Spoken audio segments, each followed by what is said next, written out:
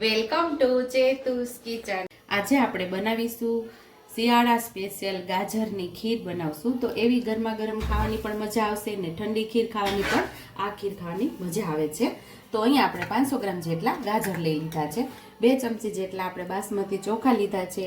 અહીંયા 1/4 કપ જેટલી આપણે ખાંડ લીધી છે. આશરે 5 થી 5.5 ચમચી જેટલી ખાંડ લીધેલી છે.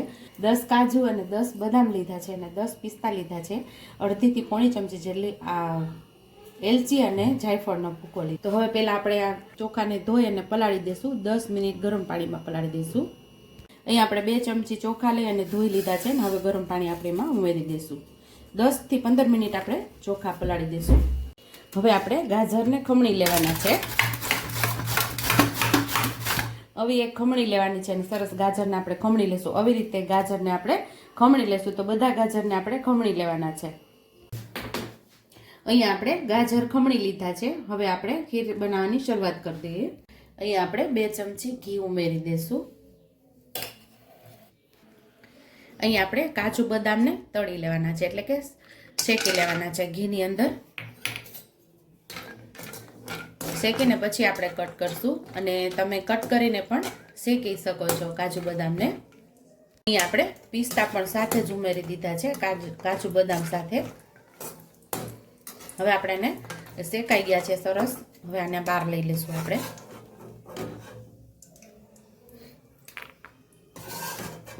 હવે આપણે જે ઘી બચ્યું છે ને એની અંદર આપણે આ ગાજરને સાતળી લેવાના છે. ગેસ આપણો અત્યારે સાવ ધીમો છે.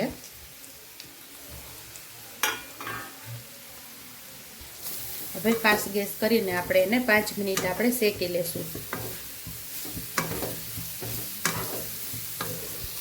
બધા ગાજર ઓરેન્જ થઈ જાય ને ત્યાં સુધી શેકવાના છે. એટલે 5 મિનિટ આપણે શેકશું ને ત્યાં સુધીમાં બધા ગાજર આપણા થઈ જશે ઓરેન્જ કલરના. તો આવી રીતે આપણે ગાજરને શેકી લેવાના છે. તો આ મારા દીકરાની તો ફેવરિટ આઈટમ છે. ગાજરનો હલવો પણ એને ખૂબ જ પ્રિય છે અને ગાજરની ખીર પણ એને બહુ જ પ્રિય છે.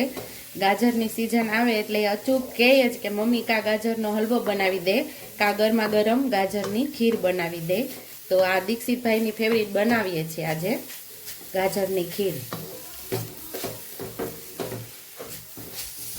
તો અહીંયા આપણા ગાજર સરસ શેકાઈ ગયા છે. તો સાઈડ ઉપર દૂધ પણ ગરમ થવા રાખી દીધું છે મેં. અહીંયા આપણે હવે દૂધ ઉમેરી દઈશું. ફેટવાળું દૂધ આપણે ઉમેરશું. મલાઈ સહિત આપણે ઉમેરી દેવાનું છે. તો 1 લીટર દૂધ આપણે આમાં ઉમેરી દેવાનું છે.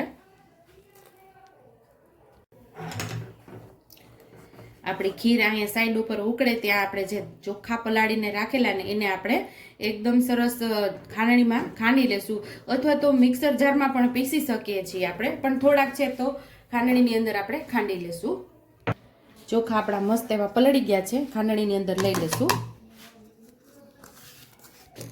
હવે આપણે એને ખાંડી લેશું. આપણા દરદરા આવા ચોખા ખંડાઈ ગયા છે. જો આ દરદરા થઈ જાવ જોઈએ. હવે આપણે સાથે જ ઉમેરી દેશું એટલે ચોખા પણ મસ્ત એવા પાકી જાય આપણા. અહીંયા હવે આપણે મીડિયમ ગેસ ઉપર સરસ ખીરને પાકવા દેશું. જે સાઈડ ઉપર આપણે જામતી જાય મલાઈ એને આપણે આમ લેતું જવાનું છે તવીથા વડે અને સરસ આપણે હલાવતા રહેશું. અને આપણે જે કાજુ બદામ ફ્રાય કરેલા ઘીની અંદર એને આપણે કટ કરી લેશું.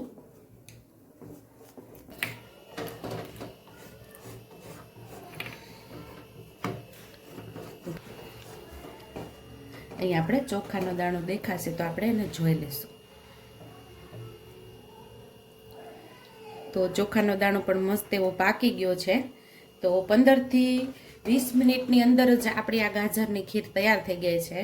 તો અહીંયા આપણે હવે એકદમ સરસ ચોખા ચડી ગયા છે આપણે જે ઉમેરેલા છે. અહીંયા આપણે 1/4 કપ જેટલી ખાંડ જે લીધેલી આપણે અહીંયા ઉમેરી દઈશું.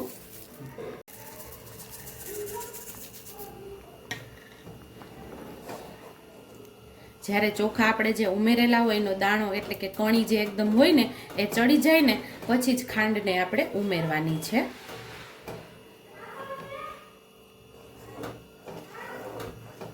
તો આપણે હવે 5 મિનિટ આને ઉકાળશું. આપણે 15 મિનિટ આપણે ચોળવશું ને આ ખીરને તો 15 મિનિટમાં પાકી જશે અને 5 મિનિટ ખાંડ ઉમેરીને એટલે 20 મિનિટમાં આપણી આ ગાજરની ખીર તૈયાર થઈ જાય છે.